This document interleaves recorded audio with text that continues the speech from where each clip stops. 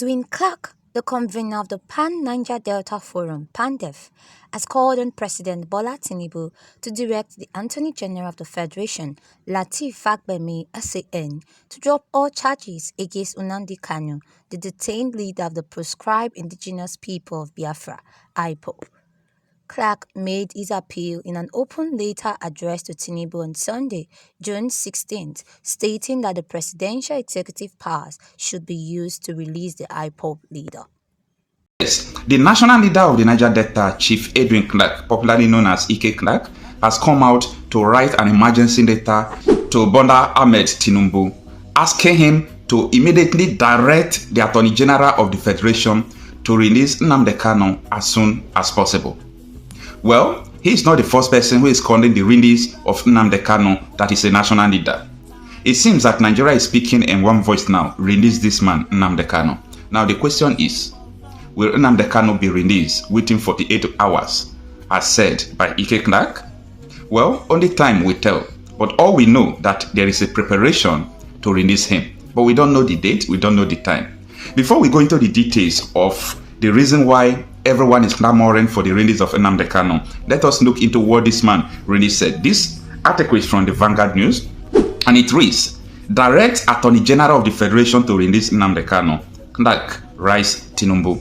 Today is Sunday, 16th day of June 2024. So the letter was written today to Bola Tinubu. So let's see when this letter is going to take effect. Anytime Nnamdi Kanu is released, let me say from this week, now tomorrow is Monday, you know that it is the effect from this letter and the clamor of so many well-meaning Nigerians. Now the article reads, the leader of the Ijaw nation, Edwin Clark, has called on President Bola Tinubu to direct the Attorney General of the Federation, Lateef Fagbemi, to file a non-prosequi for the release of the leader of the indigenous people of Biafra, Nnamdi Kanu.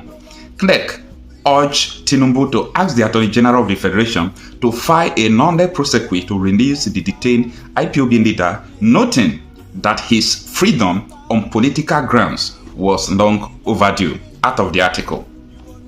Do you understand what Ike Clark is saying?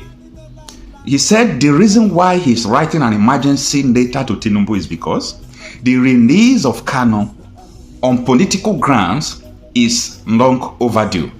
That is the reason why I made that statement from the beginning of this video, that no matter how good you are as a dancer, it is important for you to know when to leave the stage. I think it is important for the federal government to leave the stage of holding Nnamdi Kanu in DSS custody. It is time for them to leave the stage of using military force to go after people who are agitating. Agitation is something that you go with negotiation. Agitation is not something you use military power and so on and so forth. That is why it is necessary for every constitution of every country to give room for referendum. Because once someone is agitating that they want to leave, the best thing you could do to the person is for you to organize a referendum, or better, negotiate for them to stay. Listen to what they are saying. There is a purpose for every negotiation. We are going to come to that later. Let me read the next paragraph of this article.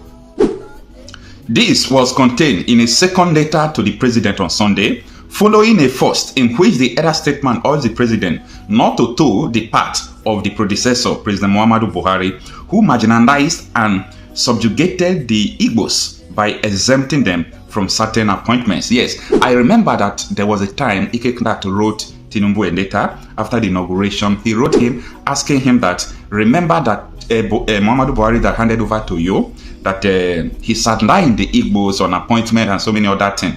Do not toe his path. So I think Tinubu heed to that warning, but I don't really know, because a lot of persons are still complaining about his appointment. The article continues. The release of Nnamdi Kanu by President on political grounds is overdue, as earlier explained. Mr. President should direct the Attorney General to enter a non-prosequi to free Nnamdi Kanu, who has shown his intention to work with the federal government. But I have not seen Nnamdi Kanu saying that he's going to work with the federal government too. Nnamdi Kanu only said that the politicians are sponsoring insecurity because he's in the detention. That if he comes out, he's going to make sure that everything will stop. That is what Nnamdi Kanu said. So he did not say that he's going to work with the federal government. I think I have to make that to be clear. Now, he says, has shown his intention to work with the federal government to bring peace and stability in the southeast and to Nigeria as a whole. It has been recently done in a similar case of treasonable felony as in the case of Miyetti under President Abdullahi Bello Bodajo of Nasarawa State, he said. The Punch, however, reports that the Kanu was denied bail in April by Justice Binta Nyako of the Federal High Court sitting in Abuja, who was granted an accelerated hearing instead. In his letter, Clerk said the move will complete the reconciliation of Nigeria and end the sit-at-home order in the southeast.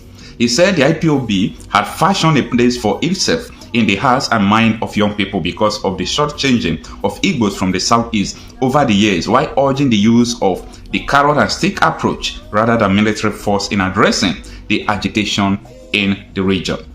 Apart from demanding the restructuring of Nigeria, the political freedom of Nnamdi Kanu will no doubt complete the reconciliation of Nigeria and bring an end to the needless Monday sit-at-home order, which has disturbed business and civil activities in the southeast. Now, the last paragraph reads, the short-changing of the Igbos of the southeast over the years is the reason why IPOB has fashioned a place for itself in the hearts and mind of the young people in the southeast, with its demand for self-determination.